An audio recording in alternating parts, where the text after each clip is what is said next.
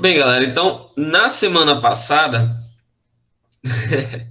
na semana passada nós introduzimos termologia e hoje nós vamos dar continuidade com termometria, né? Eu já falei algumas coisinhas, mas nós vamos aprofundar. Então nós vamos estudar, né? Agora nós vamos ver as escalas termométricas que são usadas para medir a temperatura, né? E aí eu dei esses exemplos que não dá para a gente usar a sensação térmica para verificar a temperatura. O termoscópio, digamos, são um dos primeiros aparelhos utilizados para verificar a temperatura, né? Foi inventado por Galileu.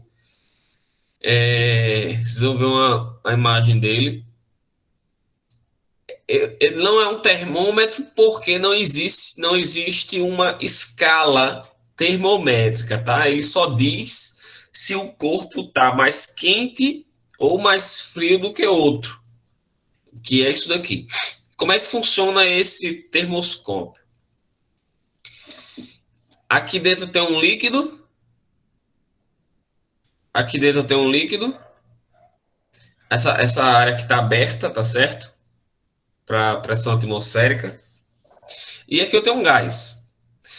Quando o objeto que eu quero verificar a temperatura está quente, esse gás aqui ele vai aquecer, a pressão aqui dentro vai aumentar e ele vai conseguir empurrar mais para baixo a coluna do líquido, desse líquido que está aqui. Tá? Esse líquido está aqui também dentro. Então, quando esse gás aquece, ele aumenta a pressão e empurra mais para baixo essa coluna. Quando alguma coisa está fria, o gás vai esfriar, a pressão dele vai diminuir, então a pressão atmosférica vai empurrar mais esse líquido para cima. Era baseado na temperatura do gás, tá bom? Quando o gás aumentava a temperatura, ficava quente, ele aumentava também a pressão, ele empurrava o líquido para baixo. Quando o gás esfriava, ele diminuía a pressão atmosférica empurrava mais o líquido para cima. Esse outro termoscópio aqui, né, ele funciona o contrário, com o líquido. Quando o líquido aquece, que aumenta a temperatura, ele sofre uma dilatação e sobe nesse recipiente aqui. Quando ele esfria, ele desce, né? A gente brinca, quando a gente faz a feira de ciências, né, com o termoscópio, que diz que é o tesômetro. Né? Quem está com a mão mais quente consegue subir mais água do que quem está com a mão mais fria, né? Tem aquela pessoa que tem a mão muito quente, não, tá, sobe a água todinha aqui. Quem não tem a mão tão quente, não sobe a água, não sobe toda a água. Né? Esse termoscópio aqui funciona assim, aquece a água sobe. Né? O termoscópio de Galileu é o gás. Também, né? Eu tenho... Na verdade, tem até esses dias eu estava vendo um post da física da cafeteira. Como é que funciona. Mas não, eu vou mandar, ver se eu acho e mando para vocês.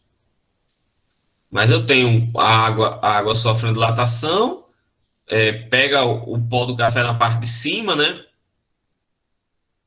Ferve por um tempo, desce o café pronto e fica em cima só o pó. Né? Algumas cafeteiras, né? Panela de cafeteira. E aí os termômetros, né? Os termômetros existem diversos termômetros. Os mais comuns são esses dois que vocês estão vendo aí, ó. O termômetro digital e o termômetro de mercúrio. O termômetro digital ele funciona a partir da variação da resistência, né? Conforme a temperatura vai variando, a resistência vai variando e vai apresentando temperaturas diferentes. E o termômetro de mercúrio, da direita, ele funciona, como o nome está falando, com mercúrio, né? Ele deixou de ser fabricado e comercializado por conta que ele é de mercúrio, que é um metal, e as pessoas quebravam esse metal e as crianças podiam engolir e tudo mais. Então, ele parou de ser comercializado. Mas é o termômetro mais confiável, muito mais confiável do que o digital. Aqui, ó, fica cheio de mercúrio. Quando você bota em contato com o seu corpo, ele vai entrar em equilíbrio térmico com o seu corpo e vai mostrar a temperatura do seu corpo.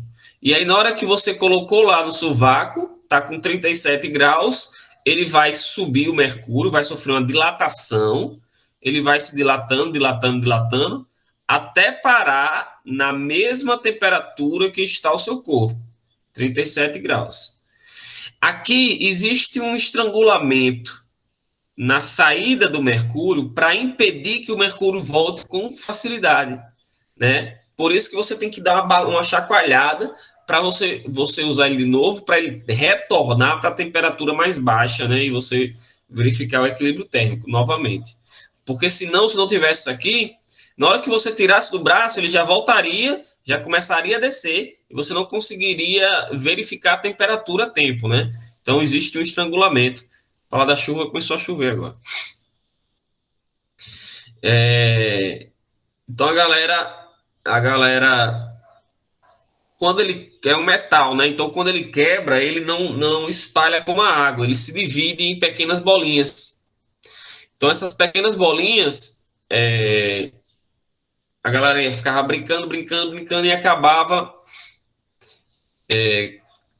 diminuindo a quantidade de bolinhas, né? Aos poucos, essa quantidade de bolinhas ia diminuindo. O tamanho delas, porque a galera ia entrando no corpo da galera, né? Então, para evitar isso, agora usam esse digital. E aquele de pistola, que não é nem um pouco confiável, aquele da pistola, né? Porque você bota na cabeça, a cabeça a gente é muito quente, realmente. Só que perde muito calor. Todo corpo que é muito quente perde calor rapidamente também, né? Então não é confiável nem no pulso, nem em canto nenhum. Por que, professor, que o termômetro se usa no sovaco? Porque você quer verificar, na verdade, a temperatura interna do corpo. E a temperatura interna do seu corpo, para isso você vai colocar o termômetro mais próximo do interior do seu corpo possível. Professor, então poderia botar em outros cantos, em outros orifícios? Poderia, como já foi colocado, mas não é agradável, né? Colocar no olho da goiaba da pessoa, por exemplo, né? Imagina você chega no hospital, tá lá a pessoa com o termômetro enfiado no olho da goiaba, aquela blusa, aquela calça levantada aqui, mostrando isso. Aí chega o próximo, acaba dando uma limpada, você quer onde? Na boca ou no olho da goiaba? O cara disse, não, eu quero na boca, tome, né? Então, não dava muito certo, né? Na boca também pode ser, mas a pessoa pode bater com os dentes e quebrar o vidro, né?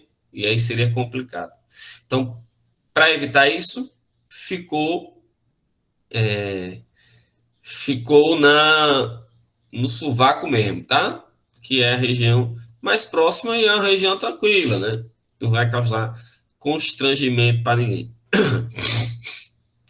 Nos animais, coloca no olho da goiaba. Né? Exatamente. Existem diversas escalas termométricas, né? As mais comuns, a mais utilizada mundialmente é a escala Celsius.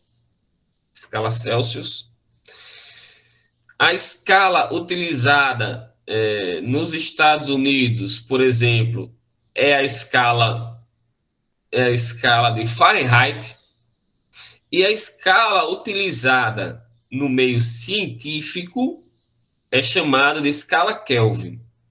Existem outros tipos de escala, você pode inventar a sua própria escala, tá? Mas essas são as mais utilizadas, digamos, mundialmente. Nós vamos ver como elas foram criadas e como fazer a conversão de uma escala para outra, tá certo? Lembrando aqui, né? Quanto a física da cafeteira, né? Tem outras coisinhas, né? Que a gente vai estudar ainda transformações gasosas. Mas quando a cafeteira, quando você começa a aquecer, né? Você bota água e fecha a parte de baixo. Na hora que você começa a fornecer calor, deixa eu ver se eu consigo desenhar aqui para vocês. Você tem aqui, por exemplo, aquela cafeteira italiana, né? Que é assim. Aqui você bota o filtro, e aí tem um funilzinho aqui, e aqui você encaixa a outra parte. Mais ou menos assim. Na hora que você bota a água aqui, ó, e aqui está o pó de café, conforme você vai fornecendo calor, a pressão aqui, a temperatura vai aumentando e a pressão aqui vai aumentando muito, muito. A pressão aqui fora é uma ATM, né? E aí chega uma hora que essa pressão aqui se torna tão grande, que ela consegue empurrar esse líquido aqui para cima. Aí o líquido sobe, também tem a questão da dilatação da água, né? Aí esse líquido sobe, pega o café, aquece, prepara o café, aí depois de um tempinho você desliga, o café, o café desce pronto, né? E o pó fica aqui para ser jogado fora. Bem, vamos a como é que foram criadas essas escalas, né? Sim, toda escala que ela é separada que ela cresce de um em um, de ponto em ponto, nós podemos chamar de centígrada, né? Escala centígrada. As pessoas erram muito no jornal quando dizem assim, aqui em Brasília está 33 graus centígrados. Está errado, tá? A escala é Celsius, então é graus Celsius. Não se diz graus centígrados. Centígrado, você está dizendo que ela cresce de 1 em 1. Então, eu poderia dizer que a escala Kelvin é uma escala centígrada. Não estou me referindo à escala Celsius. Tá bom? Então, está errado, tem que dizer escala Celsius. Graus Celsius. E Kelvin, a gente não usa o grau Kelvin, só usa Kelvin. Isso foi padronizado pelo sistema internacional, tá? É só Kelvin. Como é que eles criaram isso? Vamos lá. Primeiro, Celsius. As escalas foram baseadas em Celsius. Ele botou um recipiente com água e gelo e ele foi verificar a temperatura dessa água. Botou aqui um tubo contendo mercúrio. Quando o mercúrio entrou em equilíbrio térmico com a água e gelo, ele parou aqui embaixo. E enquanto tinha água e gelo no recipiente, o mercúrio não saiu dessa marca aqui.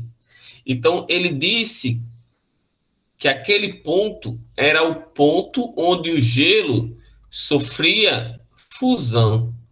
Porque durante o processo de fusão, durante a transformação de um estado para o outro, a substância ela não varia sua temperatura. Toda a energia que você fornece é utilizada exclusivamente para quebrar as ligações entre as moléculas e fazer com que elas sofram uma mudança de estado.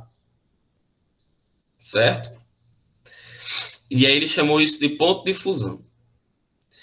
Ele pegou o mesmo recipiente, só que agora contendo só água e botou para ferver.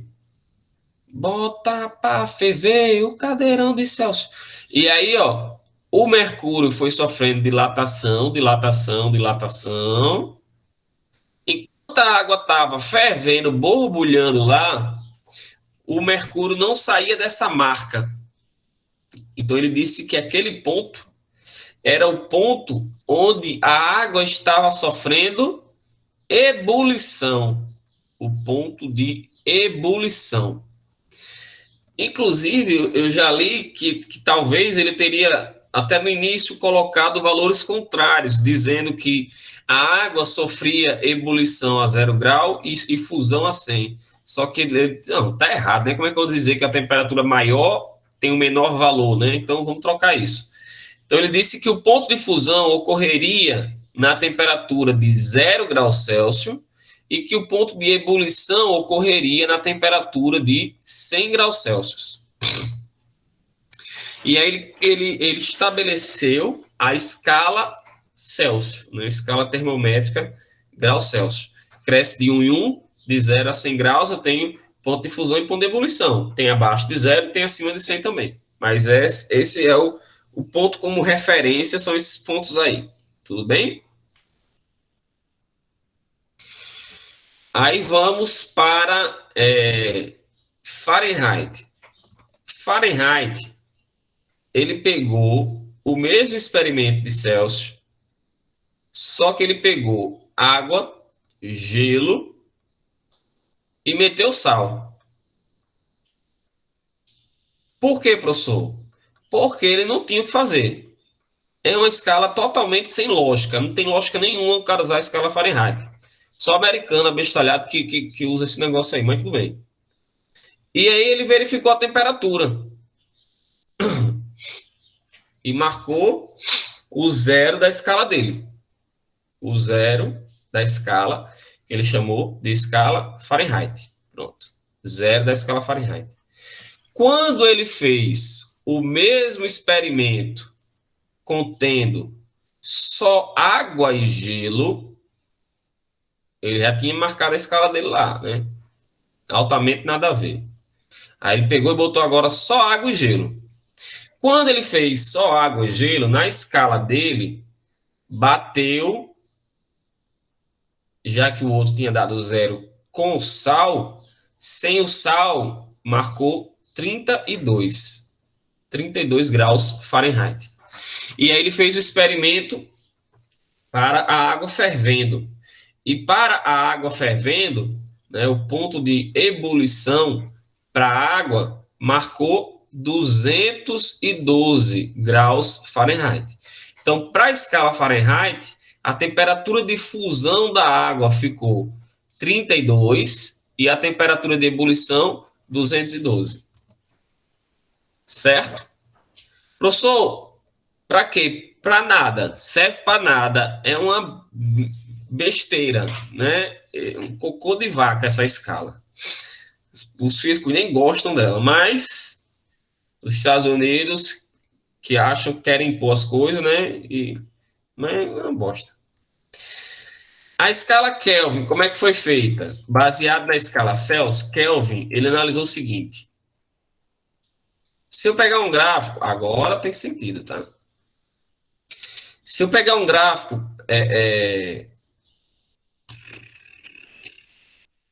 acho que é pressão em função de temperatura. Não lembro agora, cara. Acho que é. Ele verificou o seguinte.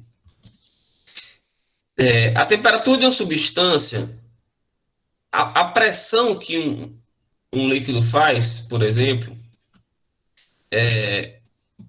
a pressão que um gás faz, é a frequência com que as moléculas batem nas paredes de um recipiente. Conforme eu aumento a temperatura, o gás fica mais agitado e as moléculas batem cada vez mais nas paredes de um recipiente. Conforme eu vou esfriando, a temperatura vai diminuindo e esse movimento vai diminuindo. Elas vão bater com menos frequência nas paredes do recipiente. Ou seja, a pressão vai diminuindo.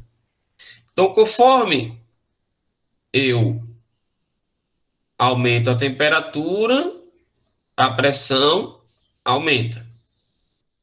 Conforme eu diminuo a temperatura, a pressão diminui. E ele foi seguindo esse gráfico. Então, ele foi o que ele percebeu.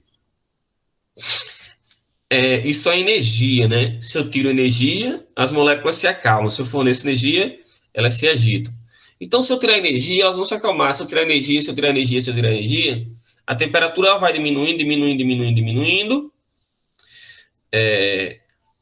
até chegar a um ponto onde essas moléculas elas não vão mais ter energia. E se elas não vão mais ter energia, elas não têm mais movimento. Portanto, elas não vão bater mais na parede do recipiente. Então, a pressão é zero. Elas vão congelar, elas vão literalmente parar.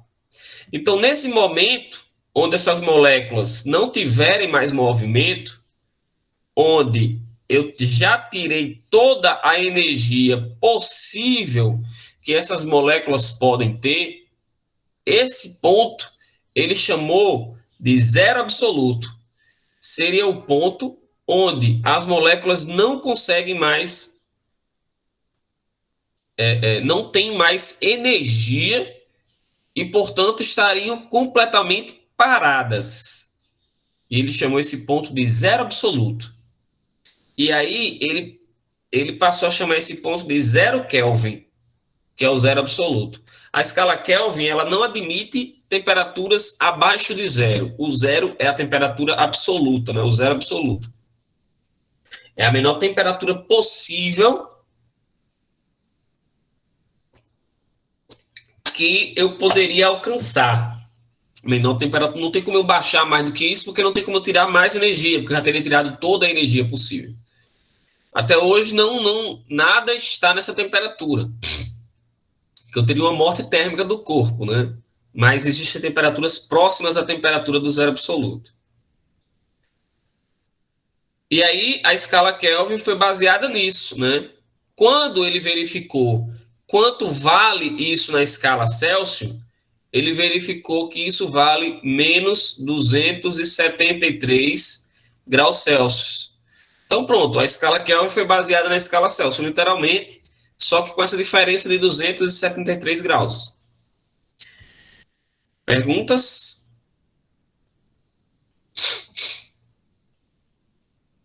Alguma pergunta tem aqui? Como é que eu construo essa escala? Show. Você pega a escala, sempre vai tomar uma escala como referência. Por exemplo, a escala Celsius.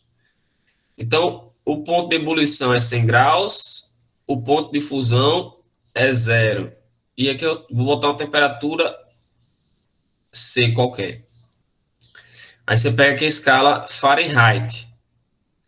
Temperatura F, o ponto de fusão e o ponto de ebulição. Como é que você faz a equação? Você faz assim, ó. TC menos zero, TC menos zero, sobre 100 menos zero. 100 menos zero.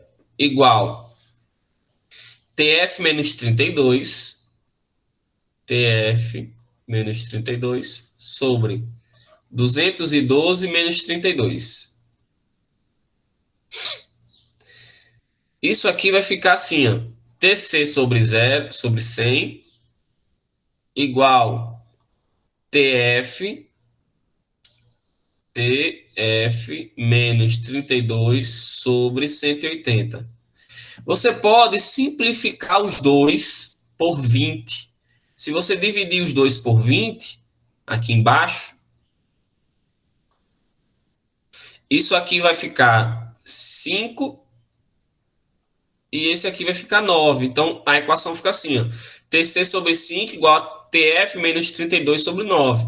Né? Cheguei na equação que converte de Celsius para Fahrenheit.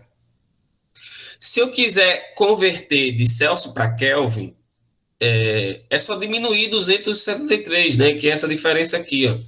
Então fica assim, ó. TC é igual a temperatura em Kelvin menos 273, né? Para passar de Celsius para Kelvin. É só diminuir 273. Porque na verdade fica assim, ó. Sobre 5 e sobre 5. Aí você corta os 5 com 5, sobra só a parte de cima. E para fazer de Celsius, de Fahrenheit para Kelvin, é a mesma comparação de escala, né? Aí fica só esses dois pedaços aqui. Tudo bem, galera?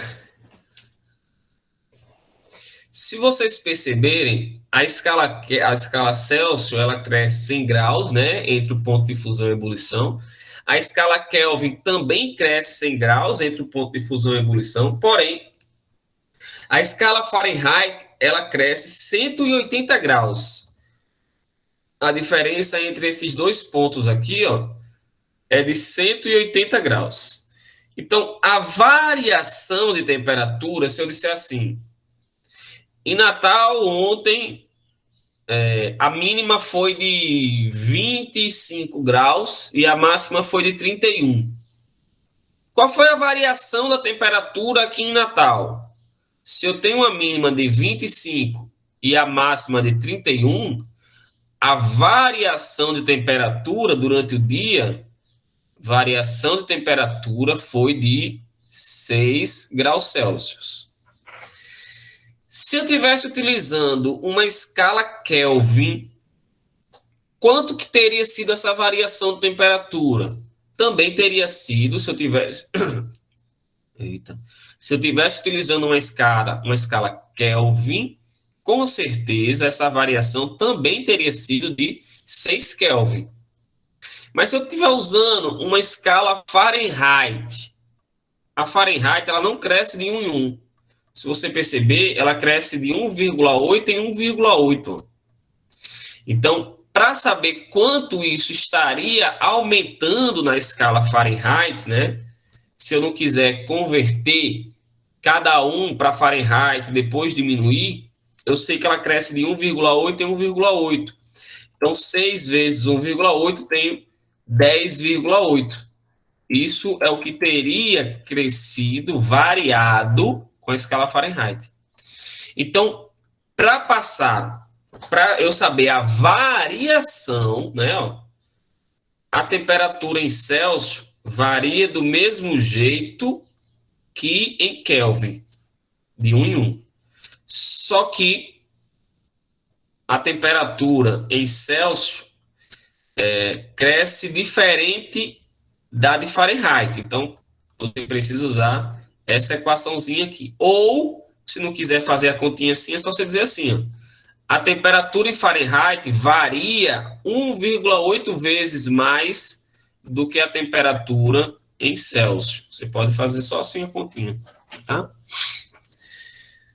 Dúvidas? Até aqui? Dúvidas? Perguntas? Nada? Certeza? Beleza. Vamos lá. A temperatura média do corpo humano é 36 graus Celsius, 36,5. Determine o valor da temperatura em Fahrenheit e em Kelvin. Então, você vai botar, ó, TC sobre 5 igual a TF menos 32 sobre 9. Temperatura em Celsius é 36,5 sobre 5 igual TF menos 32 sobre 9. Se você quiser, pode fazer meio pelos extremos. Se você quiser, você pode dividir aqui. E aí fica a seu critério. Se você quer dividir logo ou se você quer logo fazer a multiplicação, tá? Se você fizer a multiplicação, vai ficar assim, ó, 5TF menos 5 vezes 32, 160, igual 36,5 vezes 9, 328,5. Passa o 160 para o outro lado, eu tenho 328,5 mais 160. Bem devagar, tá? E dá 488,5. Passa o 5 dividindo. 488,5 dividido por 5, 97,7 graus Fahrenheit. Essa é a temperatura média do corpo humano, né? Que eles usam mais ou menos 100, né? Próximo de 100 graus, como a temperatura média do corpo humano. Para Kelvin, professor. Para Kelvin, eu disse a vocês que é só fazer isso aqui, ó. TK menos 273. 36,5 passa o 273 para cá, ó. É só somar com 273. Então, eu tenho 36,5 mais 273. 309 em Kelvin, isso seria 309,5 Kelvin. Beleza? Essa é a temperatura do corpo humano em Fahrenheit e em Kelvin. Certa vez, a escala termométrica certa escala termométrica adota os valores de menos 20 e menos 50 para o ponto de gelo e de vapor. Então, menos 20 para o ponto de gelo, ou uma escala qualquer, né? Ele não falou qual é. Vamos chamar essa escala de escala X, tá? Escala X porque eu não sei, ele não disse qual é a escala. E 580. Determine a conversão dessa escala para a escala Celsius. Aí eu boto aqui no meio uma escala TX, uma temperatura TX. Aí eu vou comparar com a escala Celsius. 0 grau, TC, 100 grau.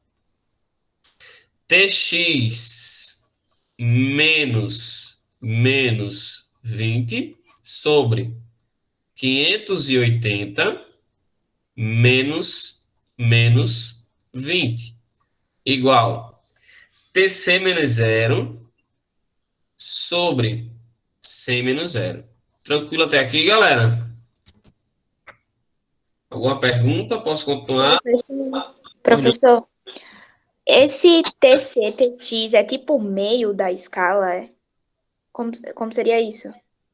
Esse TC ou TX é uma temperatura qualquer que você vai querer descobrir, tá?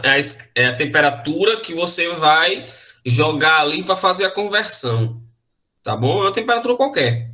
Não necessariamente é a temperatura do meio entre o 0 e o 100. Pode ser uma temperatura acima de 100 ou abaixo de 0, mas é a temperatura que eu quero calcular. Então, vem para cá. Cadê o meu pontinho? Cadê você? Tá aqui. Menos com menos mais, então fica TX mais 20 sobre menos com menos mais 580 mais 20, 600. Igual TC sobre 100. Aqui eu posso cortar os zeros, bichão, meio pelos extremos. Eu tenho... Não, nem preciso fazer meio pelos extremos, não. Eu posso terminar aqui mesmo, né? TC é TX mais 20 sobre 6. Pronto. Posso fazer essa conversão aqui, ó. A indicação que nessa escala corresponde a 20 graus Celsius. Pronto. Então é só substituir aqui, ó. No lugar do TC, eu vou jogar um 20.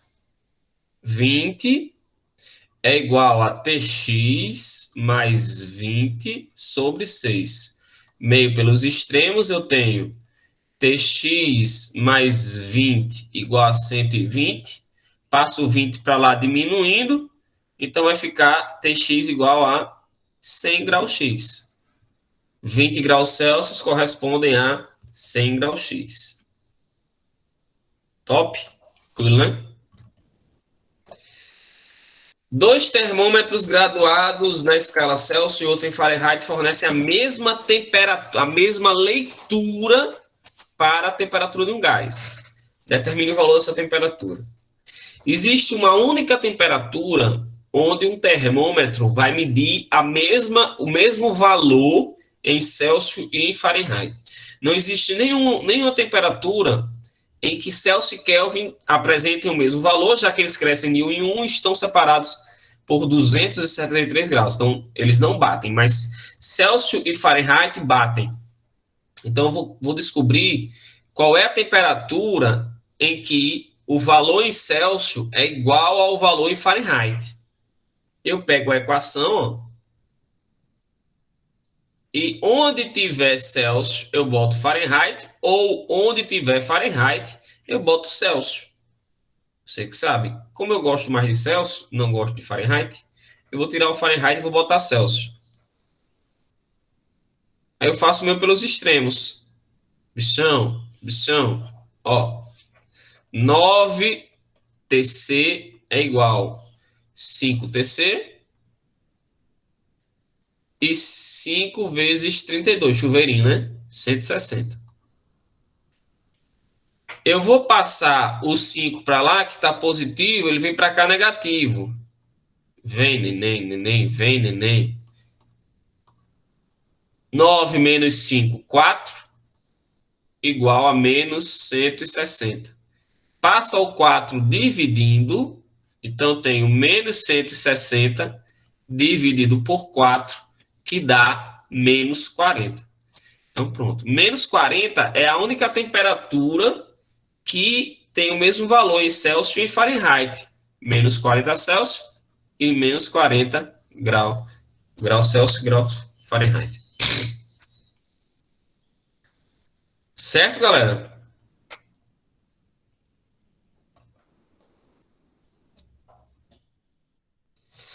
Aqui eu tenho um termômetro de temperatura máxima e temperatura mínima, né?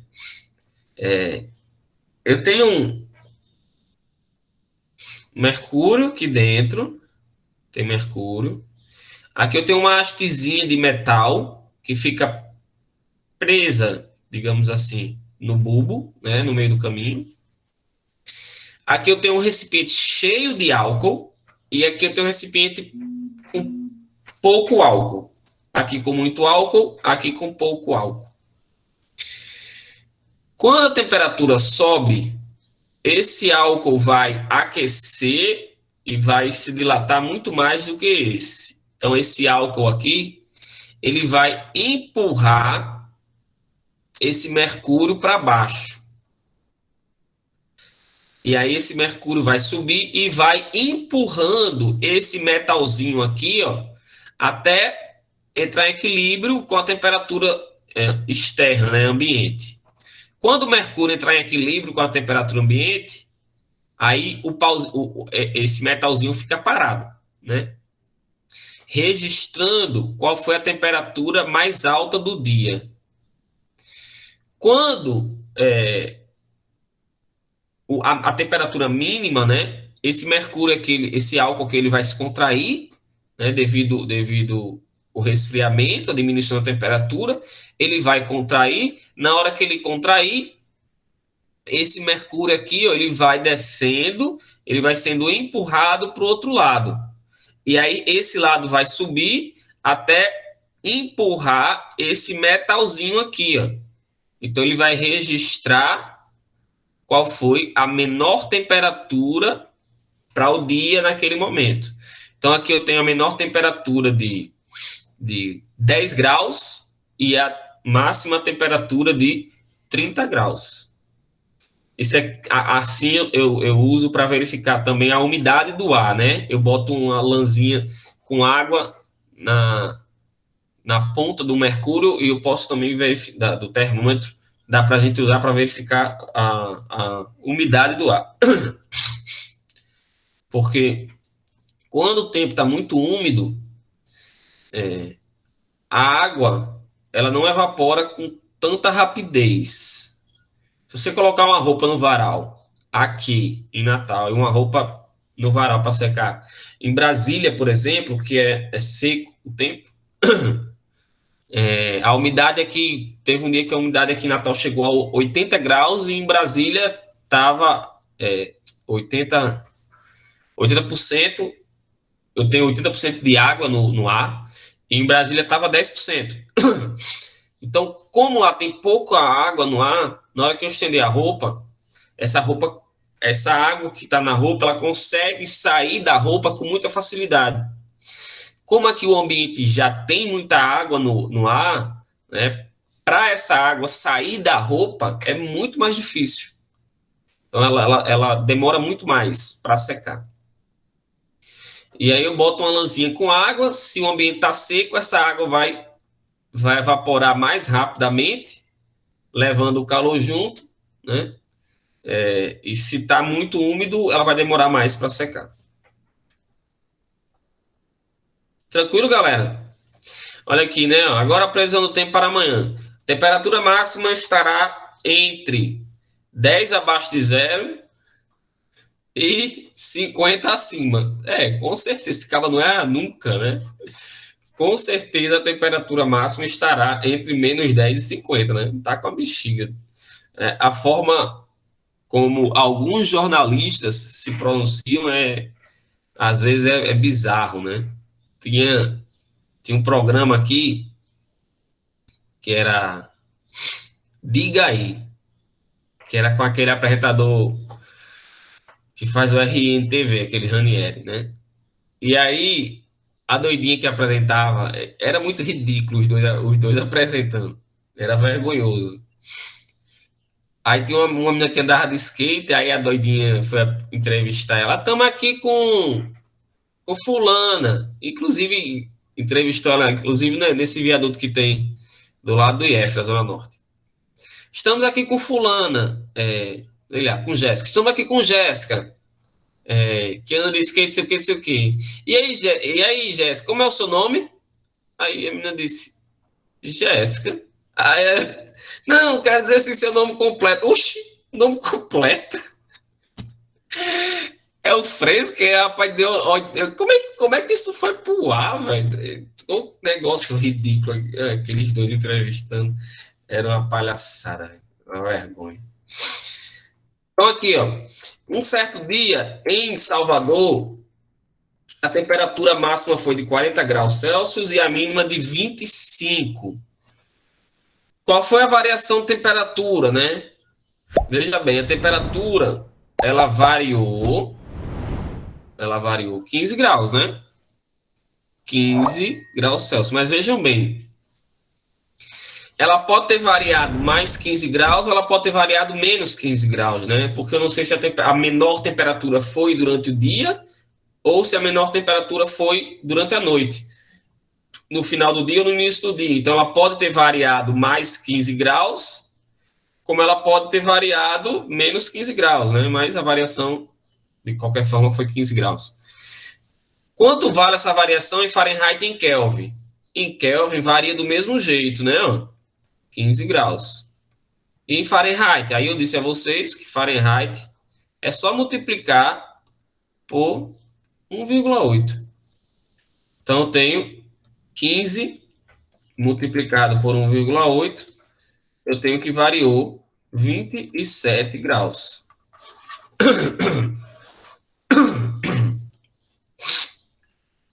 Certo, galera?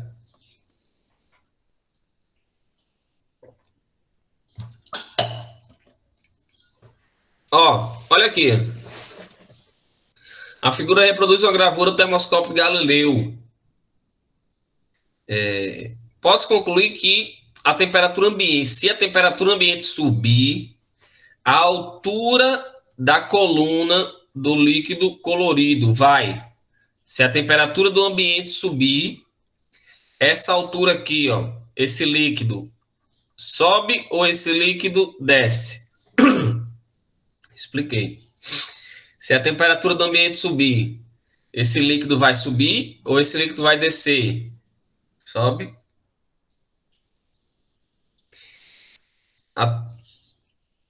Se a temperatura do ambiente... Eu disse a vocês que esse termoscópio de Galileu, ele funciona pelo gás, né? Pelo gás. Quando o ambiente aumenta a temperatura, o gás se aquece, o gás aquece, aumenta a pressão aqui, e esse aumento de pressão aqui, vai empurrar mais esse líquido para baixo. Então, quando a temperatura baixa, quando a temperatura aumenta,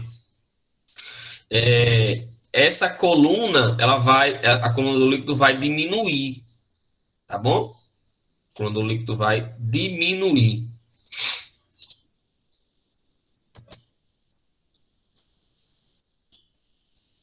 Perguntas?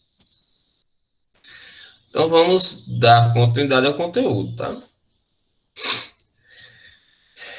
Também essa parte é bem tranquila, tá? Propagação de calor. O calor, já falei a vocês que ele é uma energia que passa de um corpo para o outro devido a essa diferença de temperatura entre eles. O calor, ele pode ser transferido de um corpo para o outro de 3 formas diferentes, tá? Condução, convecção e radiação ou irradiação. São as formas que eu posso transferir calor de um corpo para o outro. A condução térmica, ela é a mais simples. Ela passa de um corpo para o outro a partir do contato. Os corpos entram em contato e esse calor ele vai passando de partícula a partícula. A molécula, a primeira parte ali recebeu energia, recebeu aquele calor, se agitou, e a molécula do lado pega e recebe essa agitação, e essa agitação ela vai passando de molécula a molécula.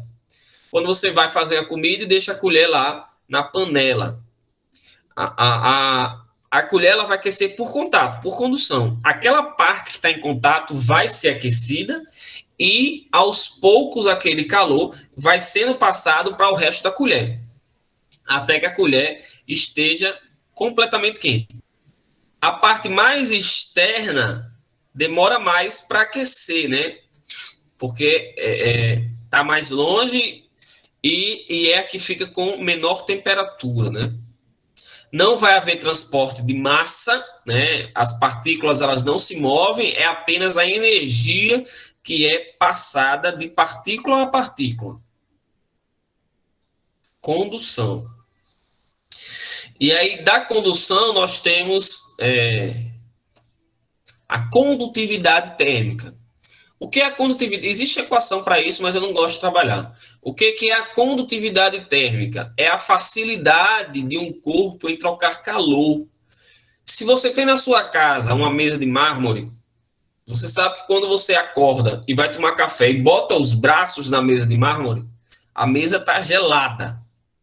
Se você tem um ferro aí próximo e você bota a mão no ferro e bota a mão no metal ou no plástico, você vai ter a sensação térmica de que o ferro está mais frio do que o metal. Por que isso acontece? Na verdade, os dois estão em temperatura, em equilíbrio térmico com o ambiente, na mesma temperatura. Só que a condutividade térmica do ferro, como do mármore, ela é maior do que a da madeira. Ele transfere calor com mais facilidade. Então, na hora que você encosta no metal ou na hora que você encosta no mármore, eles vão roubar calor rapidamente do seu braço ou da sua mão. E aí, na hora que ele roubar calor rapidamente do seu braço, o seu braço fica frio ou a sua mão fica fria. Então, quando você compara uma barra de ferro com um pedaço de madeira, na hora que você pega, o ferro ele vai estar mais frio porque ele está roubando o calor mais rápido da sua mão e vai lhe dar a sensação térmica de frio naquele ferro. O povo diz que o meio da lasanha fica frio quando você esquenta ela, mas não era para ser o contrário não, já que ela vai absorvendo o calor de outras partes. Então, Sabrina, vai absorvendo, mas até chegar no meio dela demora, entendeu? Então, o que pode acontecer? Pode acontecer de você queimar as laterais para conseguir chegar no interior da lasanha, né? Se você usa um fogo mais alto, por exemplo. Então, o calor ele vai passar aos poucos de partícula a partícula. Então, as laterais vão aquecer primeiro e aí, por contato, por condução, esse calor ele vai se propagando até o centro e demora, né? E pode ser por isso que o meio da lasanha fica gelado. Então, tem também os isolantes térmicos. O que são isolantes térmicos? São materiais que não conduzem o calor com facilidade. Por exemplo, o ar é um isolante térmico. O gelo é um isolante térmico, por incrível que pareça, né? Então, quando você tem uma geladeira que cria muito gelo, você tem que estar sempre limpando, porque o gelo é um isolante. E como é que funciona a geladeira? Lá dentro da serpentina, lá dentro da geladeira, passa um gás que tira o calor de dentro da geladeira e joga lá fora. Se a geladeira está com a camada grossa de gelo, esse gás ele não vai conseguir tirar o calor, porque o gelo está isolando o interior. A pessoa acha que está gelando bem, mas não está. Né? Então, aquele motor da geladeira vai ter que ficar trabalhando muito mais para conseguir resfriar, baixar a temperatura da geladeira, já que eu tenho uma camada espessa de gelo. A areia também é um isolante. A areia, se você está na praia, é muito quente. A areia é muito quente durante o dia. Mas se bota uma sombrinha ali, um guarda-sol, rapidamente aquela areia que está no guarda-sol ali vai ficar fria. Então a areia, ela baixa a temperatura muito rápido e ela aumenta a temperatura muito rapidamente. Mas aquela ali de cima está quente. Mas se você cavar um pouquinho, aquela de baixo está fria. Então a areia ela isola muito, muito legal, né? Muito bem. Aquela de cima que está em contato com o sol está quente, mas a que está lá embaixo, cavou, está fria. Por isso que os cachorros eles vivem cavando buraco, porque eles procuram a areia fria que fica embaixo, né?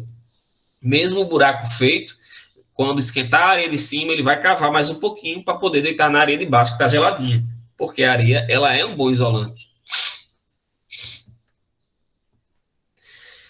Então tá aqui, ó. Quando você vai fazer um churrasco, você usa um espeto de metal, porque o calor vai aquecer o metal, vai preparar o churrasco por fora, mas esse calor ele também vai se propagando por dentro do espeto e acaba ajudando a aquecer, a preparar o alimento também de dentro para fora, né? Já que eu tenho metal quente que vai preparar ele por dentro. Aqui é um experimento para provar isso. Ó, se você aquecer uma vela que tem uma barra de ferro, o calor que a vela cede, né, para essa barra de ferro, aqui eu botei, você bota pinguinhos de vela, pinguinhos da vela aqui, vários pinguinhos da vela. Na hora que o calor ele vai se propagando, aos poucos esses pinguinhos de vela eles vão se desgrudando, né, mostrando que eles estão aquecendo e esses pinguinhos estão derretendo. Aqui uma comparação, quando você pisa, quem tem alergia sabe disso. Acordou, velho, não bota o pé no piso gelado não, sua mãe tá certa, não bota não, bota chinela. É tiro e queda, você botar o pé no piso frio e começar a espirrar, o nariz entupir, a bexiga tá boca. Então, pisou aqui no piso gelado, né? No piso, rapidamente você tem a sensação térmica de que ele está frio, porque ele tem uma condutividade térmica grande, então ele rouba calor rapidamente do seu pé. Exatamente, né? Derrame eu não sei não, mas que ataca a alergia por causa de espirrar, ataca fácil. E na condutividade térmica tem uma coisa bacana. Quando você bota, por exemplo, uma lata e uma garrafa no congelador ou na geladeira. Quando você vai pegar, depois de um tempo, você tem a sensação de que a lata está mais gelada do que a garrafa. Mas por que isso acontece? Na verdade, os dois estão na mesma temperatura ambiente, em equilíbrio térmico com a geladeira. Só que a lata, na hora que você pega nela, ela rouba calor da sua mão mais rápido do que a garrafa. Então, a mão que está com a lata vai sentir mais frio do que a mão da garrafa. E aí você acha que a lata está mais fria, mas não está. Então, por isso que a gente não pode confiar na sensação térmica.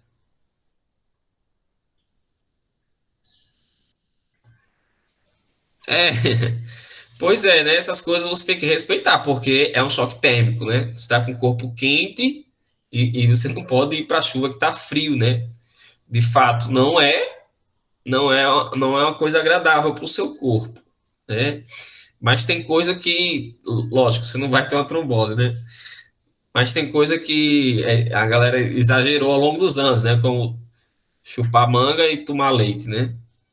Que mata. Né? Não tem vitamina de manga, não pode fazer, não, pelo amor de Deus.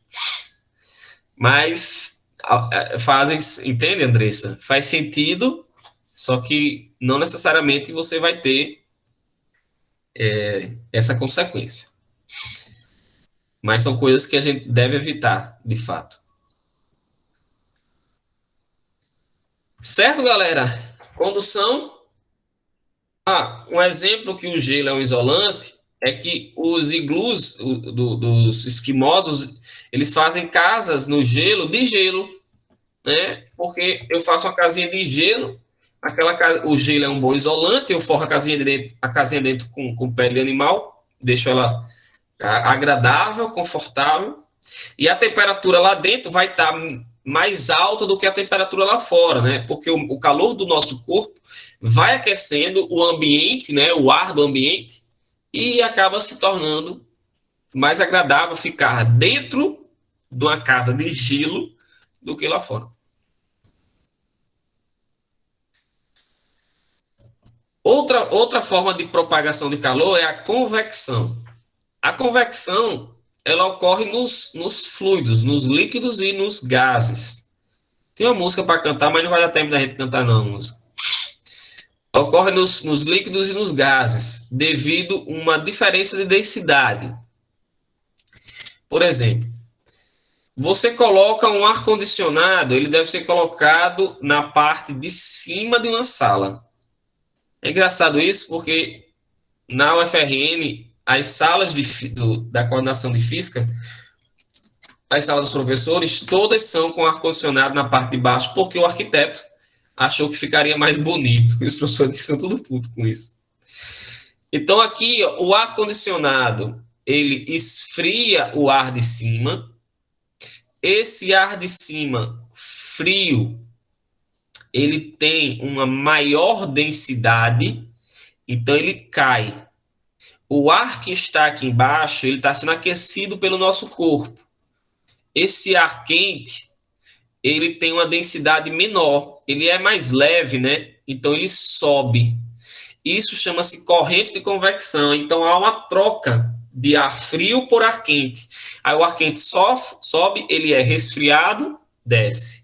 E aí esse ar fica circulando, ar frio, ar quente, devido a essa diferença de densidade. Até eu conseguir resfriar o ambiente todo. Professor, tem problema se eu deixo o ar-condicionado na parte de baixo? Tem. Foi nas salas dos professores de física, né? Mas arquiteto tem dessas, pelo amor de Deus. Se você virar arquiteto, né, lembre-se da física, né? Que é ridículo. Eles têm esse negócio. Não, porque fica mais bonito aqui. Combina mais com o ambiente. Que diabo de combina mais com o ambiente? Porque o ar-condicionado vai ter que trabalhar muito mais para conseguir... Dá para gelar uma sala pequena? Dá. Porque ele vai... Chega uma hora que não vai ter mais convecção, mas dá para você resfriar por condução. Mas para isso, esse ar-condicionado vai ter que trabalhar muito mais do que trabalharia um ar-condicionado normal para conseguir resfriar essa sala, né? E aí os caras têm esse negócio. Dá para resfriar? Dá, mas tem que trabalhar e gastar muito mais energia para isso. Tem um pássaro que se aproveita muito das correntes de convecção, que sabe aproveitar muito bem as correntes de convecção, que é o urubu. O urubu, ele não tem alimento toda hora. Então, para evitar gastar energia, quando ele vai voar, ele procura, no nosso ambiente, no meio ambiente, constantemente existem correntes de ar quente que sobem e correntes de ar fria que desce. Quando o urubu quer subir, ele pega uma corrente dessa de ar quente e vai subindo. Quando ele quer descer, e aí ele não fica batendo as asas toda hora. Quando ele quer descer, ele pega uma corrente de ar fria e desce, só que ele não desce de vez. Se ele descer de vez, ele vai se machucar e vai ter que gastar energia para pousar. Então, o que ele faz? Ele desce um pouquinho, aí, ó, arrodeia, aí pega de novo essa corrente, arrodeia, pega de novo essa corrente e pousa. Fantásticos, os urubus são fantásticos. Como eles não têm alimento, eu percebi isso só observando. Como eles não têm alimento toda hora, eles precisam economizar energia. A geladeira, o congelador é colocado na parte de cima por isso. Eu resfrio a parte de cima, o ar frio desce e o ar quente sobe. e aí eu tenho uma corrente de convecção. As geladeiras que são fechadas aqui, né, duas portas, aqui na parte de trás existe um compartimento que fica liberando esse ar nas prateleiras, né? Inicialmente, essas prateleiras elas eram fechadas e não tinha essa parte de trás. Então, o ar ele não conseguia fluir aqui dentro, o ar frio, e acabava estragando. Minha avó teve uma geladeira dessa, estragando os alimentos aqui embaixo, porque antigamente não eram prateleiras, eram grades, né? E aí o ar fluía tranquilamente nessas grades aqui. Aí chegou uma hora que a galera botou uma prateleira, só que não botou essa parada lá atrás para liberar o ar. Então, o ar não, é óbvio que não ia passar o ar, né? E aí estragava com facilidade os alimentos que ficavam lá embaixo. A geladeira que tem um motor invertido, ou que tem um congelador invertido aqui embaixo, tem que ser jogado esse ar frio para cima, tem que ter um motor para isso, né? Certo, galera? Se você vai cozinhar um alimento, você consegue ver essa água quente que fica subindo, esse movimento das bolinhas, você consegue ver. Né? Isso são correntes de convecção. Na praia, quando você está na praia, você sente uma água fria, essa correntezinha de água fria, ela vem por baixo, né? E o xixi da galera vem por cima. Então, o quentinho da água sempre na praia vem por cima, e o geladinho sempre vem por baixo. Não sei se vocês já perceberam isso, mas acontece. Bem, galera, dando continuidade aqui, né, as correntes de convecção, vocês podem ver aqui as chamadas brisas litorâneas, né? Durante o dia, a areia está quente, a areia da praia está quente, o ar em cima da areia também está quente, a água está fria, o ar em cima da água está frio, né? Por contato, por condução. Então, essa areia está quente, está liberando muito calor, aquece por contato, aquece por radiação, que eu vou falar já já. Esse ar quente que está logo acima, ele fica menos denso e tende a subir. A água está fria, o ar em cima dela está frio. Quando esse ar quente sobe, aqui cria o que nós chamamos de zona de baixa pressão. E aí o volume, em qualquer canto, o volume do gás sempre ocupa todo o volume do recipiente. E na atmosfera terrestre também. Então, se eu criei uma zona de baixa pressão aqui, alguém tem que vir ocupar essa zona, que é o ar que está em cima da água, que vem e ocupa essa zona aqui. Então, sopra um vento durante o dia da água para a terra, que é uma brisa marítima. Durante a noite é o contrário, a água está quente, o ar em cima da água está quente, a areia está fria, o ar em cima da areia é frio. Esse ar quente, ele é menos denso e sobe, cria-se uma zona de baixa pressão, o ar frio aqui em cima da areia sopra para ocupar esse lugar. Então à noite sopra uma brisa terrestre da terra para o mar. As mulheres devem ter percebido que durante o dia o vento, se você vai para a praia durante o dia e durante a noite, o seu cabelo ele vai mover para um lado diferente, de dia e de noite, devido às brisas marítimas e litorâneas. Se vocês assistiram nas Olimpíadas agora a vela, a dupla feminina do Brasil, que foi campeã também na Olimpíada do Rio. Na do Rio foi mais... Isso foi fantástico, porque enquanto todos vinham por aqui, elas vieram por aqui. E ninguém entendeu. Como assim, cara? Tá todo mundo indo aqui bonitinho e essas doidinhas estão indo lá pelo outro lado. Porque elas conhecem e durante o dia vai soprar essa brisa marítima em direção à terra.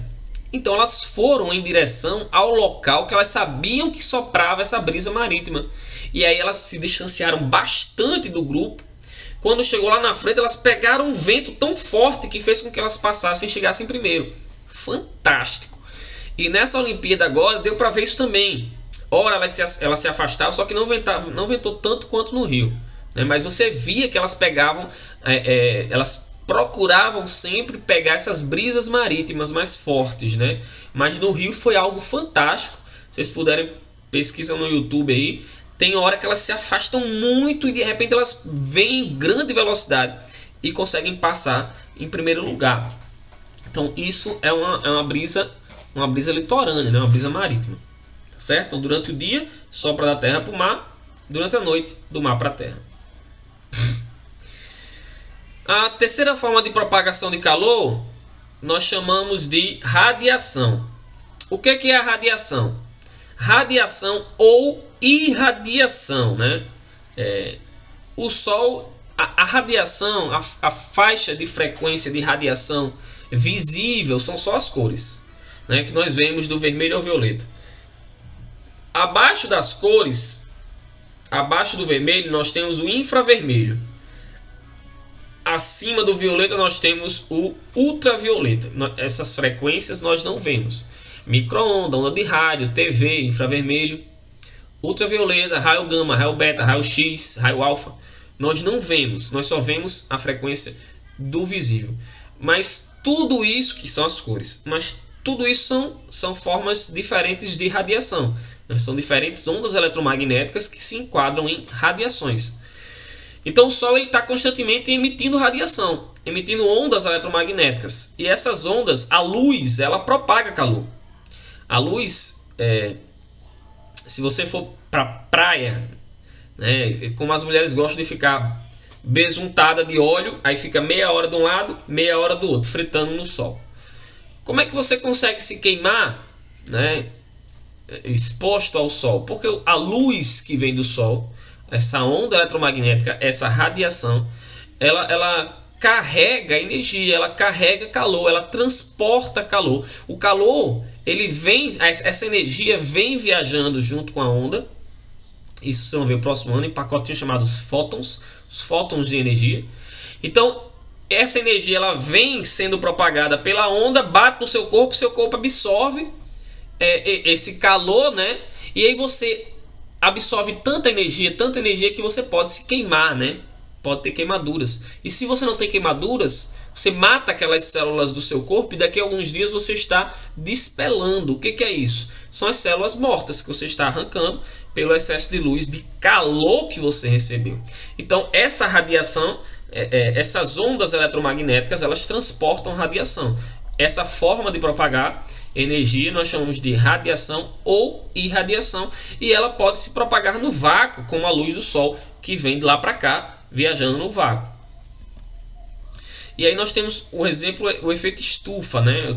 O que é uma estufa? Uma estufa é um ambiente controlado, onde você consegue manter o interior dele aquecido. Você tem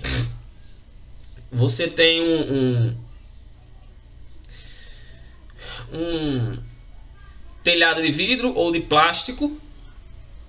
Você permite que a luz entre. Essa luz ela aquece o ambiente interno.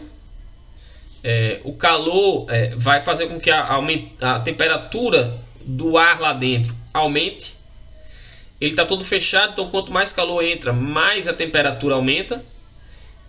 A luz sai porque você consegue ver o interior da estufa, mas o calor não, então a temperatura lá dentro só aumenta. O que acontece dentro de um carro, né? É muito perigoso quando um pai esquece animal ou esquece a criança ou um animal dentro do carro. O carro funciona como uma estufa. O vidro é transparente, a luz entra, aquece o ambiente interno, a temperatura só faz aumentar. É ruim o ar quente para a gente respirar e as pessoas podem acabar morrendo sufocadas, né? Devido a essa elevação da temperatura do ar. E o efeito estufa na atmosfera é algo importante e natural, né? Importante para o aquecimento da Terra. Se não fosse o efeito estufa, a Terra congelaria. Então tenho nuvens, muitas nuvens, a luz do Sol ela entra, aquece a Terra.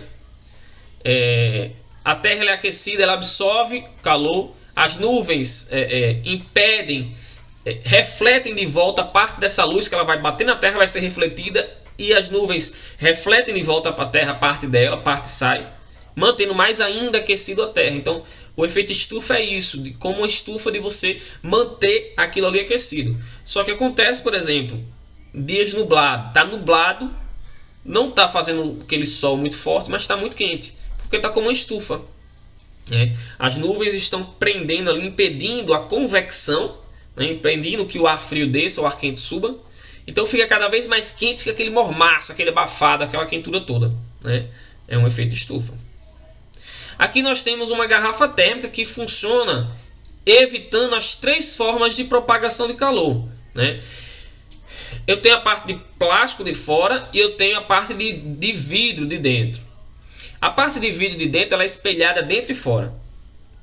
Então vamos por parte, né? Entre o plástico e o vidro existe um espaço vazio, com pouco ar, né? Uma tentativa de vácuo ali. Porque se eu tenho pouco ar, eu dificulto a troca de calor por convecção. Se eu não tenho contato entre essas duas paredes, eu dificulto a troca de calor por condução.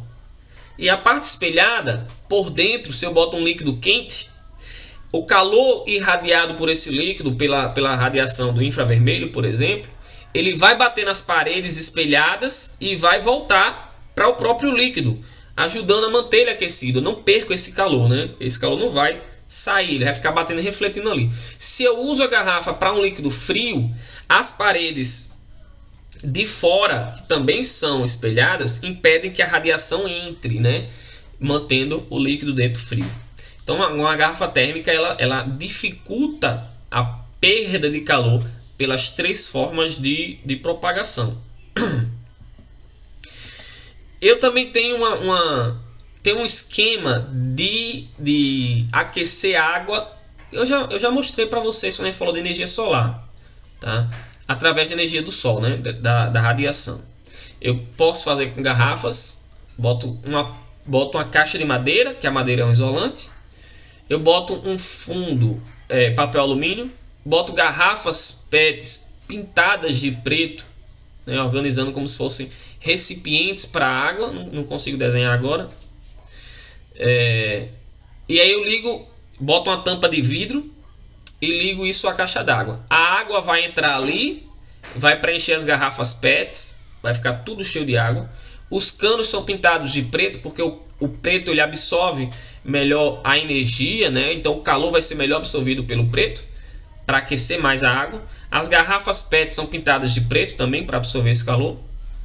Na hora que a luz ela entra pelo vidro, o vidro já vai fazer um efeito estufa ali. A luz entra, parte vai ser diretamente absorvida pelas garrafas, parte vai ser refletida no papel alumínio do fundo e voltar de novo para aquecer as garrafas, para aquecer o ar vai ser aquecido. A tampa de vidro impede que esse ar quente saia, mantendo cada vez mais aquecido aquilo ali dentro, aumentando a temperatura. A água aquece, fica menos densa, sobe para a caixa d'água. A água da caixa d'água está fria, mais densa, desce para o reservatório, aquece, sobe para a caixa d'água. E aí eu tenho um ciclo de convecção. Beleza, galera? Então concluímos aqui o nosso conteúdo de propagação de calor. E até a próxima aula, se Deus quiser. Tchau, tchau.